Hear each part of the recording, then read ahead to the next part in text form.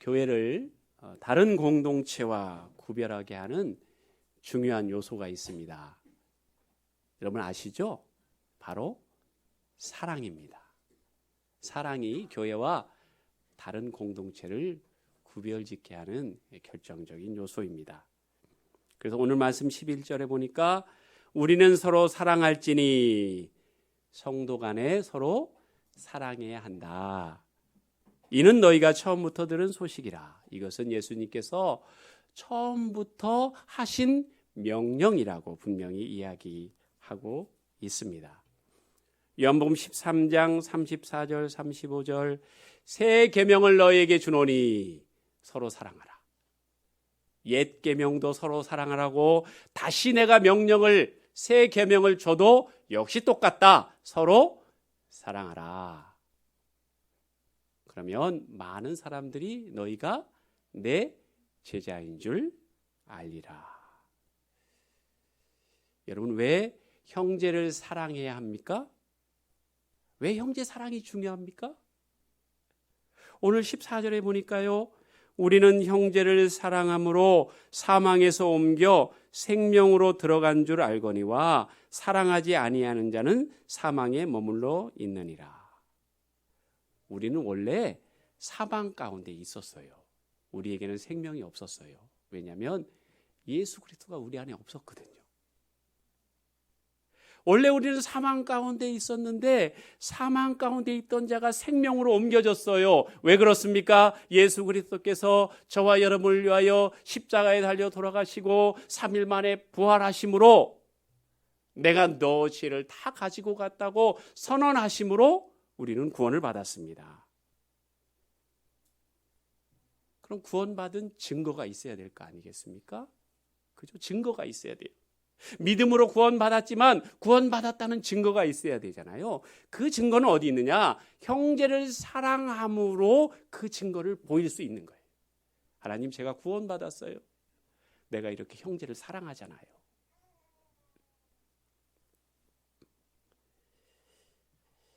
여러분 오늘 본문은요. 우리가 형제를 사랑할 때 주님께서 주시는 축복에 대해서 말씀하고 계세요. 너무너무 특별해요. 아니, 주님이 주시는 축복이 다 들어가 있는 것 같아요. 어디 안에요? 형제를 사랑했을 때 주는 축복에. 자, 22절 23절입니다. 무엇이든지 구하는 바를 그에게서 받나니 이는 우리가 그의 계명을 지키고 그 앞에서 기뻐하시는 것을 행함이라. 그의 계명은 이것이니 곧 그 아들 예수 그리스도의 이름을 믿고 그가 우리에게 주신 계명대로 서로 사랑할 것이니라. 여러분 요한 1서에 있는 모든 계명들이요 사실은 뭐에 대한 말씀인 줄 아세요? 형제 사랑에 대한 말씀이에요.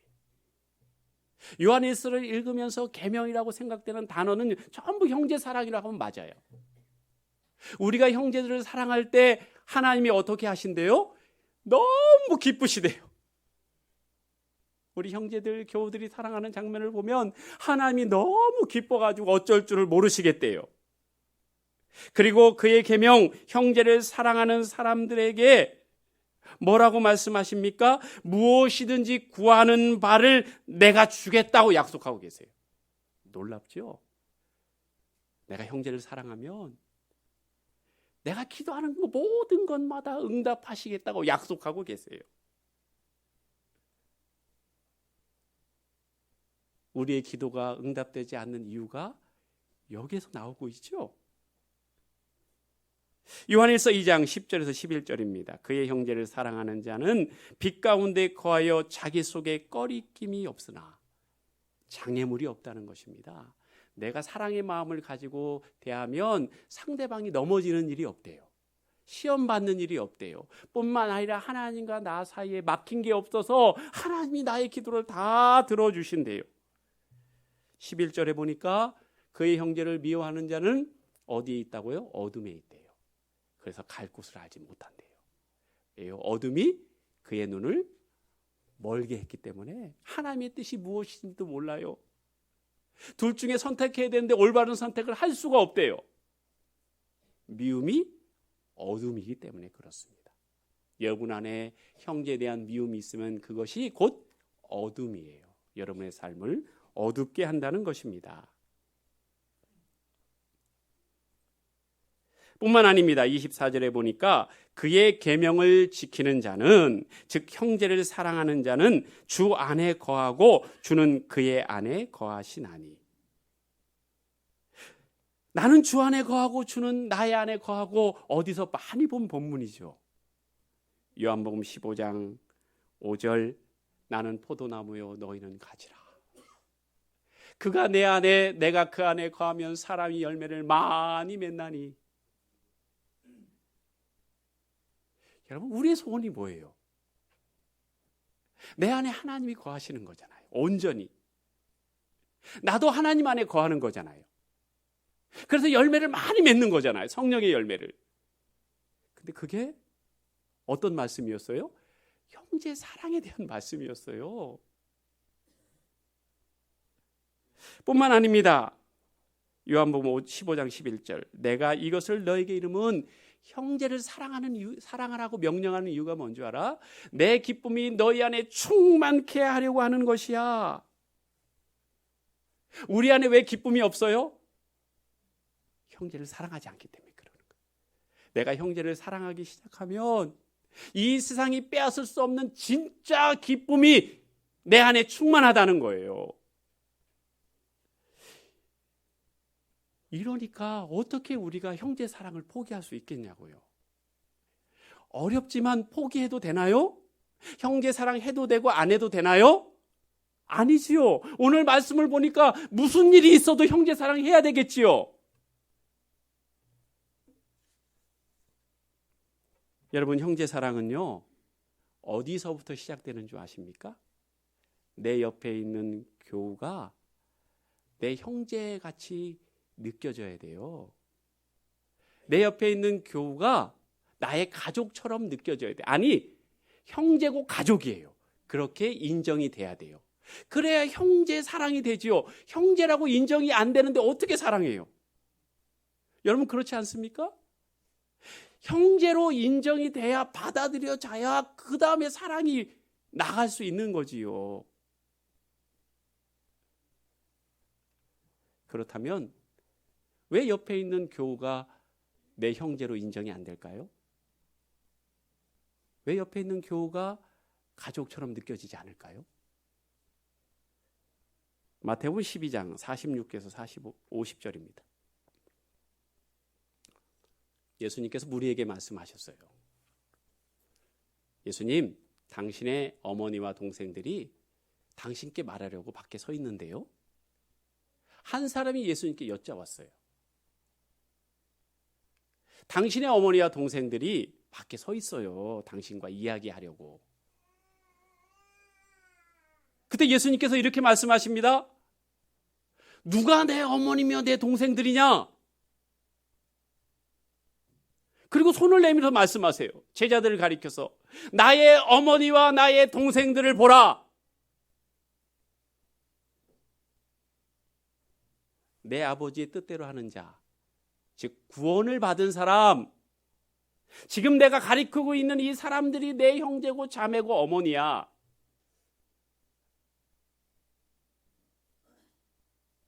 (47절을) 보여주세요. 한 사람이 예수님께 여쭤왔어요.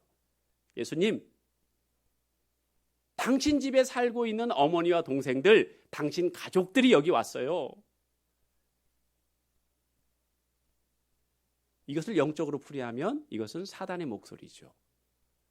당신의 가족은 당신 집에 사는 사람만 한정돼요. 그 사람만 가족이에요. 다른 사람은 남이에요, 남.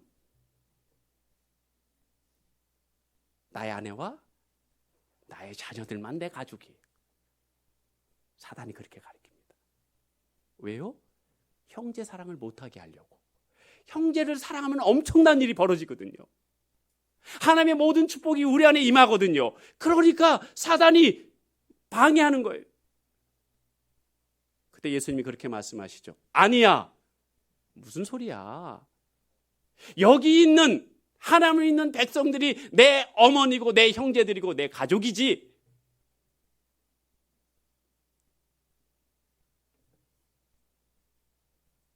여러분, 사단은요, 육신으로 맺어준 가족관념에 우리를 꼼짝달싹 못하게 합니다. 나머지는 가족이 아니에요. 가족이 아닌데 어떻게 사랑해요? 좋아는 할 수 있어요. 좋아하거나 싫어할 수는 있어요. 조금 이따 다시 말씀드릴게요. 좋아하고 싫어하는 게 무엇인지. 그런데 사랑은 못해요. 우리가 어떻게 남을 사랑해요?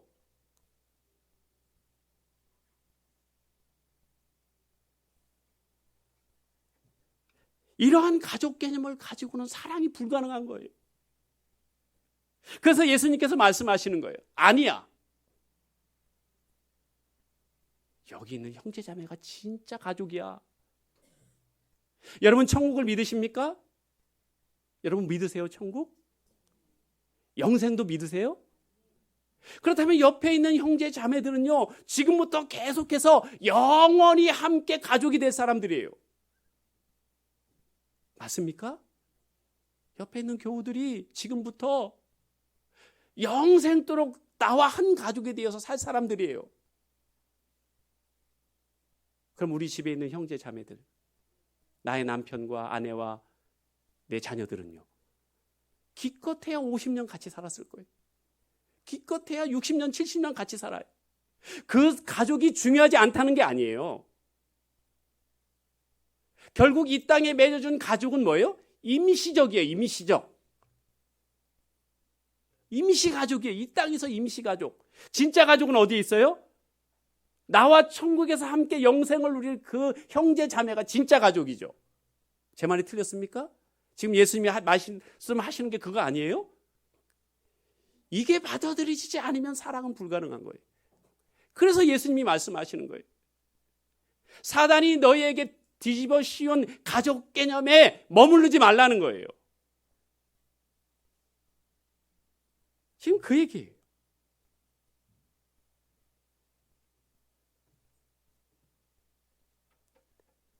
자, 교우들이 형제임을 깨달았어요. 근데 이 깨달음에 방해가 되는 요소가 있습니다. 아, 교우가 형제래. 그걸 정말 깨닫는데 방해가 되는 요소가 있는데 그게 무엇이냐? 비교예요, 비교. 내가 교우와 비교하기 시작하면 형제로서 받아들이기가 힘들어요. 자, 이 12절을 다 같이 읽겠습니다. 시작. 시작.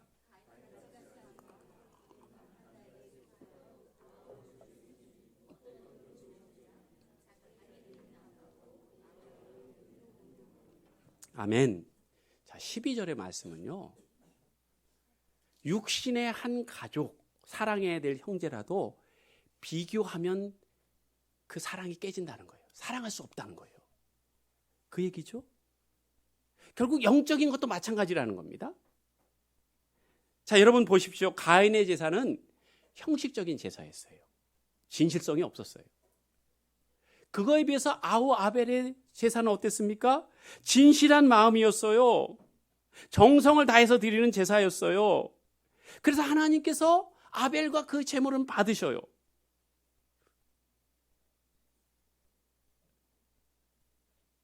자, 그들은 피를 나눈 형제입니다. 근데 가인이요, 아벨과 비교합니다. 그러면서 상처를 받아요. 하나님이 내 제물은 거절하셨어? 저놈 아벨 때문에 그래. 저놈 아벨 때문에 내 제사를 받지 않으셨어. 나 상처받았어. 여러분, 비교하면은요, 상처받아요. 그리고 이상한 행동을 합니다. 어떤 행동입니까? 창세기 4장 9절입니다. 여호와께서 가인에게 이르시되 내 아우 아벨이 어디 있느냐? 그가 이르되 내가 알지 못하나이다. 내가 내 아우를 지키는 자니까? 여러분, 가인이 아우를 지켜야 돼요? 안 지켜야 돼요? 지켜야 되죠. 왜요? 자기 동생이잖아요. 형제잖아요. 지켜야죠. 근데 비교하다 상처를 받아버리니까 내가 아우를 지켜야 됩니까? 이렇게 말도 안 되는 말과 행동이 나오는 거예요. 여러분, 가인이 아벨과 비교했을 때 그 모습을 보면서 어떻게 반응이 나와야 됩니까? 야, 우리 동생 아벨의 태도를 본받아야 되겠다. 저렇게 드리니까 하나님이 예배를 받으시네? 나도 저렇게 예배를 드려야지. 아, 저 집사님 진짜 하나님 잘 섬긴다. 진짜 정성을 다한다. 나도 저거 본받아야지.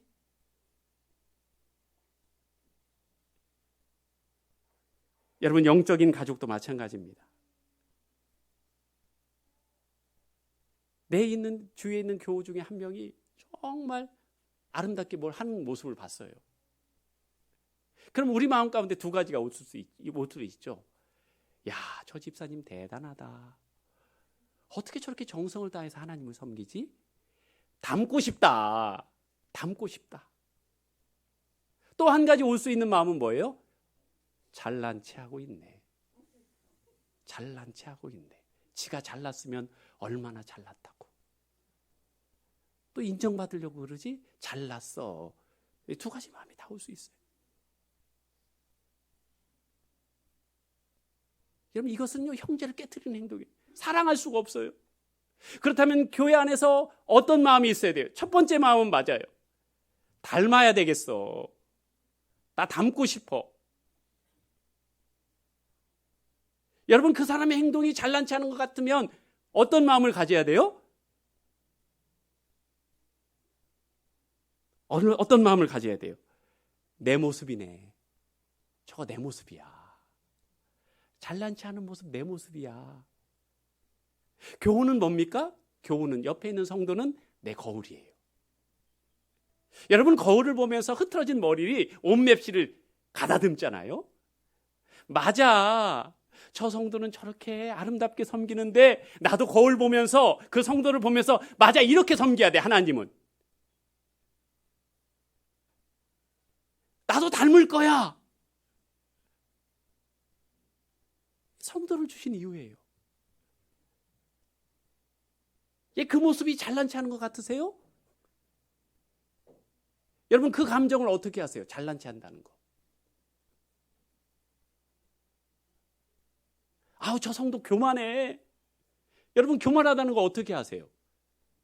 누가 가르쳐줬나요? 내가 잘난치 하고 교만하는 마음이 내 안에 있기 때문에 아는 거예요. 여러분, 그렇지 않나요? 그 감정을 내가 알아요. 설명해 주지 않아서. 내가 그렇게 해봤기 때문에.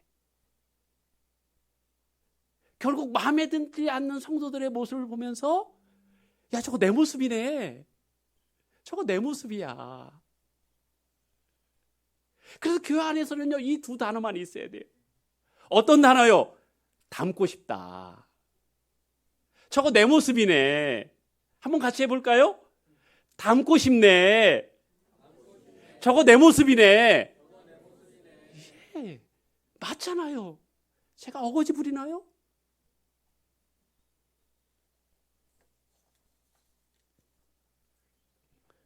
여러분, 예수님의 제자들이 가장 많이 한 것 중에 하나가 뭐냐면 비교해서 누가 더 크냐였어요. 여러분 알고 계시죠? 비교해요. 누가 더 크냐? 이거 가지고 매일 싸웠어요.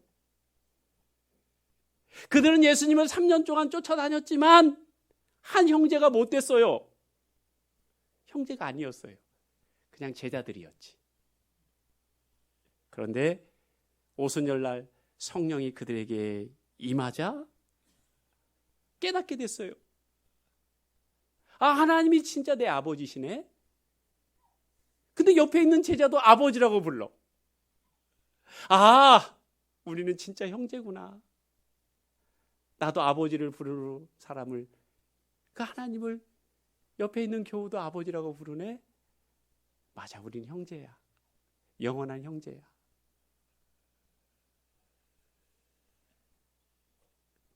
여러분, 그렇습니다. 성령이 임해서 내가 누구인지, 옆에 있는 교우가 누구인지 깨달아지면 그때 비로소 형제가 되는 거예요. 사도행전 2장 44절 45절, 믿는 사람이 다 함께 있어 모든 물건을 서로 통용하고 또 재산과 소유를 팔아 각 사람의 필요를 따라 나눠주며. 이거 누가 하는 행동입니까? 이거 가족들이 하는 행동이에요. 형제들이 하는 행동이에요. 네 거 내 거가 어디 있어? 우리 형제인데. 너 뭐가 필요해? 내가 줄게. 이게 형제지요. 성령이 임하니까요, 진짜 형제가 되어버렸어요. 여러분, 그렇습니다. 우리는 형제고 가족이에요. 육체적인 가족 관념에 여러분을 꼭 붙들어매는 게 누구의 역할이라고요? 사단이 그렇게 하는 거예요. 사단이. 그 개념을 떨쳐나가는 순간 오늘 하나님께서 우리에게 약속하신 그 축복들이요, 그대로 우리에게 이루어져요. 그렇기 때문에 마귀는 필사적으로 막을 거예요. 야, 여기까지만 네 가족이야. 그 이상은 남이다. 너 절대로 사랑하면 안 돼. 좋아는 해. 그러나 사랑은 하면 안 돼. 이렇게 우리에게 유혹을 하는 것입니다. 여러분, 이렇게 형제라고 인정이 돼야 사랑을 할 수 있습니다. 그런데 성경에서 이야기하는 사랑은요, 좋아하는 거하고 달라요. 여러분, 좋아하는 것을 사랑하는 것하고 구별하셔야 돼요. 왜 그렇습니까? 좋아한다는 건 뭡니까? 본능에 기초하는 거예요. 본능에. 외적인 것을 보고 좋아하거나 싫어하는 거예요.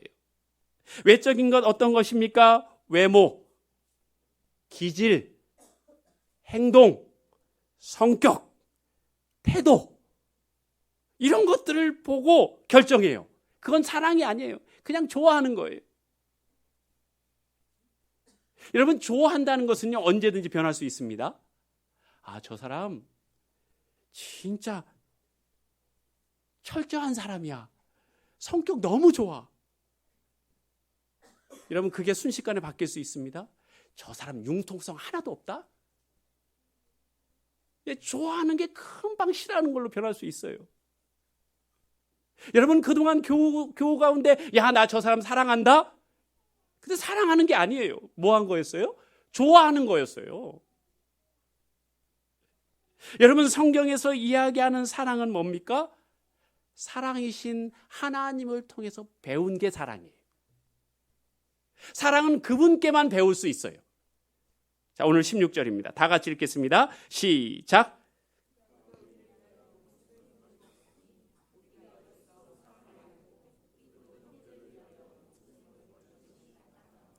아멘. 그가 우리를 위하여 목숨을 버리셨으니 우리가 이로써 사랑을 알고 비로소 거기에서 사랑을 아는 거예요. 하나님은 우리의 공경을 보셨어요. 우리의 아픔을 보셨어요. 죄로 인해서 지옥 갈 수밖에 없는 우리를 보셨어요. 행동으로는 도저히 구원받을 수 없는 우리를 보셨어요. 바로 사랑은 뭐냐? 긍휼히 여기는 마음이에요. 불쌍히 여기는 마음이에요. 그 불쌍한 마음이 드시자 자신의 권리를 주장하지 않으셨어요. 어떤 주장이요? 내가 하나님인데 내가 하나님과 동등됨을 취하지 아니하시고 자기의 권리를 주장하지 아니하시고 오직 우리만 생각하시고 이 땅에 내려오셨어요. 어린 아기로 내려오셨어요. 자신의 권리를 주장하지 않으셨어요. 단지 우리만 생각하셨어요. 여러분, 그게 사랑이에요. 상대방을 정말 긍휼히 여기고 그 사람의 아픔을 해결하기 위해서 오직 그 사람만 생각하는 것, 그게 사랑이에요.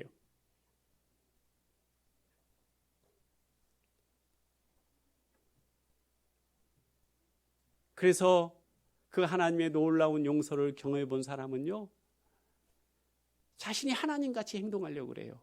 여기서 경망스럽게 행동한다는 게 아니고요, 그 사랑하시는 하나님을 그대로 닮으려고 그래요. 자기가 꼭 하나님인 것처럼. 도저히 사랑할 수 없는데 그 사람을 끌어안아요. 꼭 자기가 하나님처럼. 여러분, 좋아할 때는요, 장애와 핑계가 많아요. 좋아할 때는요, 장애물이 많아요. 내가 분명히 좋아한다고 그랬는데 앞에 막힌 것들이 많아요. 핑계가 많아요. 저 사람 저래서 내가 도저히 안 돼. 아, 저 사람 성격이 그래서. 저 사람 꼴보기 싫어서. 잘난 체해서. 장애가 많아요. 핑계가 많아요. 그러나 여러분, 진짜 사랑은요, 장애를 넘어서요. 핑계를 넘어서요. 여러분, 그렇지 않습니까? 하나님이 여러분에게 핑계 대보세요. 하나님 앞에 설 수 있는 사람이 누가 있어요? 아무도 없지요. 그래서 사도 바울은 이렇게 이야기합니다. 빌립보서 2장 5절. 너희 안에 이 마음을 품으라. 곧 그리스도 예수의 마음이니.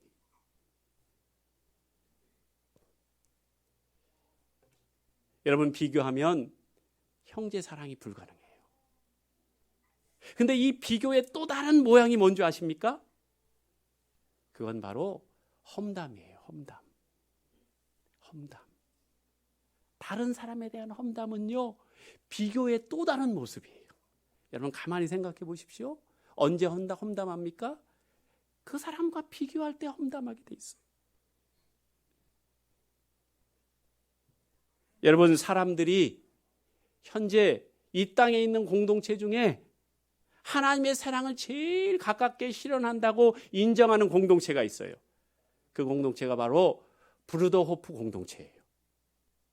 이 공동체는요, 많게는 300명까지 한 공동체를 이루는데 미국과 호주와 영국에 한 30여 개 공동체로 흩어져 있어요. 자, 이 공동체는요, 공동재산제를 추구해요. 그리고 그 아이들이 자라서 성인이 되면 2년을 나가 있게 해요.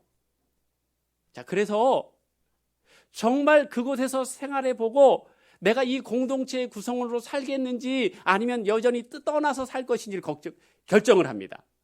이 공동체의 아이들은요, 좋은 고등학교도 많이 가고 명문대학교도 많이 가요. 근데 일정한 시간이 흘러서 공동체로 95%가 다 돌아와요.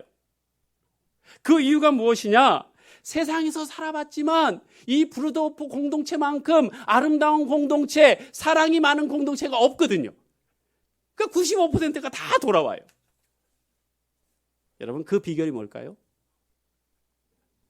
브루더호프 공동체를 아름답게 만드는 비결이 뭘까요? 그건 바로 그들 가운데 훌륭한 대화 문화가 있기 때문에 그래요. 대화 문화. 무엇인지 아십니까? 대화 속에서 결코 다른 사람을 험담하지 않는다는 거예요. 그게 그들의 철칙이에요.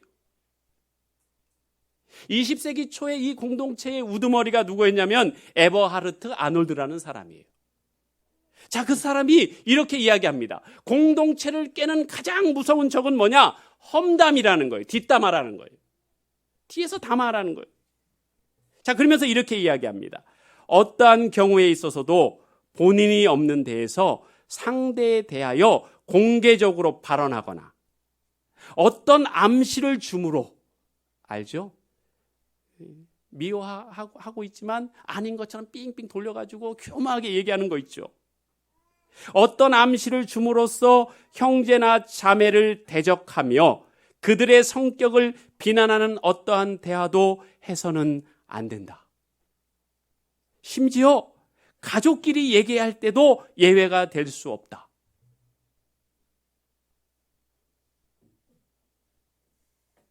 그리고 만약 서로에게 진짜 문제가 있으면, 정말 하고 싶은 얘기가 있으면 뒷담화는 하지 않고 내가 정말 사랑하는 마음이 생겼을 때 그에게 가서 직접 얘기해야 한다. 흥분한 상태가 아니고, 미움이 있는 게 아니고 사랑의 마음을 가지고 직접 이야기해라. 이것이 그들의 철칙입니다. 그리고 그들이 믿는 것이 또 하나 있어요. 사단은 나를 24시간 뒤에서 보고 있다가 내가 누군가에게 험담을 하면 그때 내 마음속으로 들어와서 그 사람과 나를 갈라놓는다. 이것을 믿고 있어요. 그래서 브루더호프 공동체의 모든 집에 가면 이 글귀가 액자로 다 붙어져 있어요. 여러분, 우리가 험담을 하거나 뒷담화를 할 때 좋은 의도로 하는 경우는 거의 없습니다. 그렇지요? 그 속에는 좋지 못한 동기가 숨겨져 있어요. 나의 분노가 숨겨져 있어요. 나의 미움이 숨겨져 있어요. 나의 열등의식이 숨겨져 있어요. 나의 교만함이 숨겨져 있습니다. 여러분, 그렇지 않나요? 하나님은요, 우리 공동체를 정말 아름다운 공동체가 되기를 원하세요. 그렇기 때문에 우리 교회 모든 셀마다 특별히 셀 리더들은 오늘 말씀을 명심해야 됩니다. 본인도 뒷담화를 하지 않아야 되고 셀원들 가운데 그런 말을 할 때마다 잘 권면해야 돼요. 뿐만 아닙니다. 우리 교회 하나밖에 없는 공동체 권사에도 마찬가지.